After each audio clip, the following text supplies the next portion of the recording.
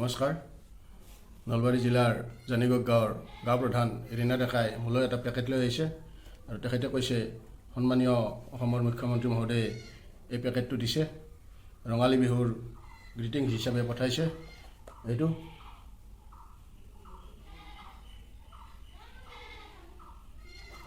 চাওঁচোন, এইটো খুলি পেলাই ইয়াত কি দিছে।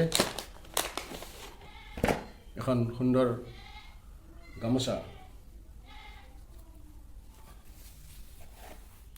গামোচা, তেখেতে পঠিয়াইছে। তেখেতৰ এই শুভেচ্ছা সাদৰেৰে গ্ৰহণ কৰিছোঁ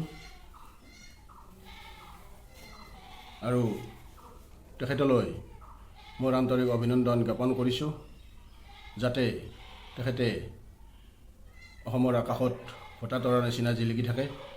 তেখেতে অসমৰ জনসাধাৰণলৈ বহুত কিবা কিবি কৰিছে, আৰু কৰক। তেখেতৰ দীৰ্ঘায়ু কামনা কৰিছোঁ, সুস্বাস্থ্য কামনা কৰিছোঁ। ভগৱানে তেখেতক সুস্বাস্থ্যৰে বহু দিনলৈ জীয়াই ৰাখক আমাৰ মাজত। এই চেগতে তেখেতলৈ মই মোৰ আন্তৰিক অভিনন্দন জ্ঞাপন কৰিছোঁ আৰু নৱবৰ্ষৰ শুভেচ্ছা জনাইছোঁ। লগতে আগন্তুক ৰঙালী বিহুৰ ওলগ জনাইছোঁ। ধন্যবাদ।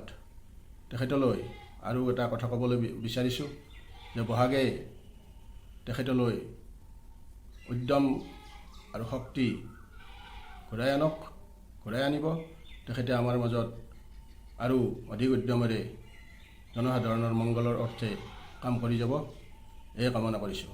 নমস্কাৰ।